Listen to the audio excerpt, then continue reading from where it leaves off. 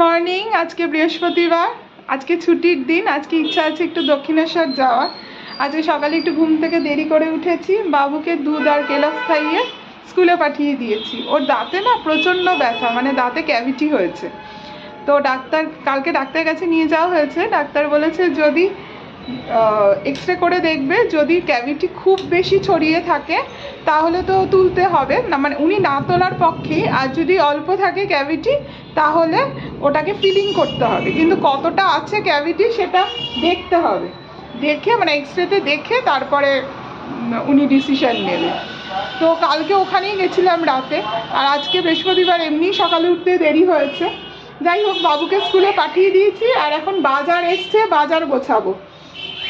বাজারে ফুলকপি, কুমড়ো আর ফল নিয়ে এসছে, কারণ ইচ্ছা আছে রোববার দিন আমরা সবাই মিলে একটু খাওয়া দাওয়া করবো। আমি এমনি বলেছি সবজি কম আনতে। আর এখন রান্না বসেনি, রান্নায় করব হচ্ছে পালং শাক। দাঁড়ান আপনাদের দেখাই। রান্নায় করব হচ্ছে পালং শাক। এই যে পালং শাক কেটে ভিজিয়ে রাখা হয়েছে, কুমড়ো দিয়ে পালং শাক করব, সাথে আর মাছ। এই এখনো কিচ্ছু হয়নি। তারপরে উপরের ঘর মুছবো, ঘর মুছে তারপরে পুজো করব।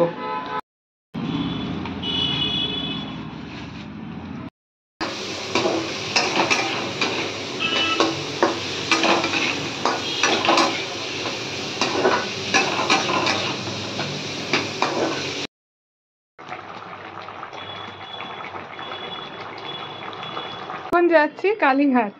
দক্ষিণেশ্বর যাওয়ার কথা ছিল, কিন্তু দেরি হয়ে গেছে, কারণ মন্দির 7:30টায় বন্ধ হয়ে যায়, দক্ষিণেশ্বরের মন্দির। এই জন্য এখন কালীঘাট যাচ্ছি। কালীঘাটের মন্দির একটু বেশি সময়ের জন্য খোলা থাকে, এই জন্য এখন কালীঘাট।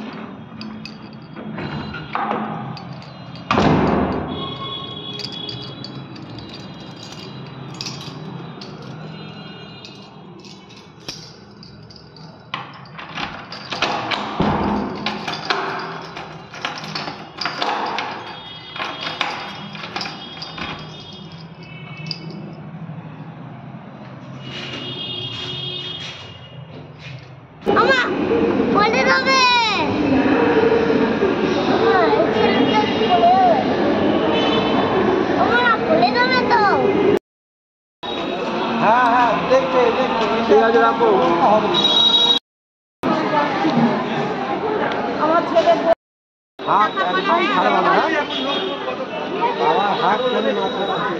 তোমাকে বলেছে কি আমি ছেড়ে দিয়েছি।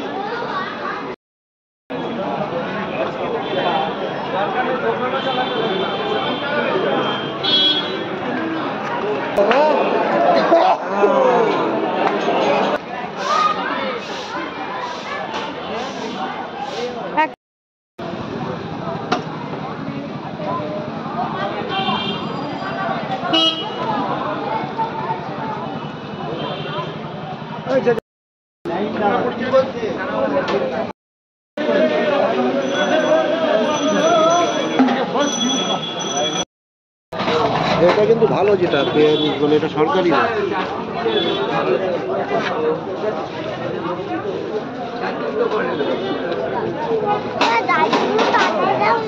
কালকে পাবো, আজকে সময় পাইনি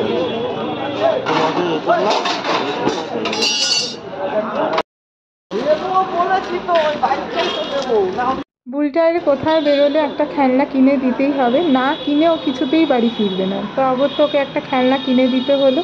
আর আমার জন্য ওর বাবা একটা পঞ্চু কিনলো, ওই পঞ্চু পরেই ওর বাবা বললো বাড়ি ফিরবে, ওই পঞ্চু পরেই বাড়ি ফিরবে।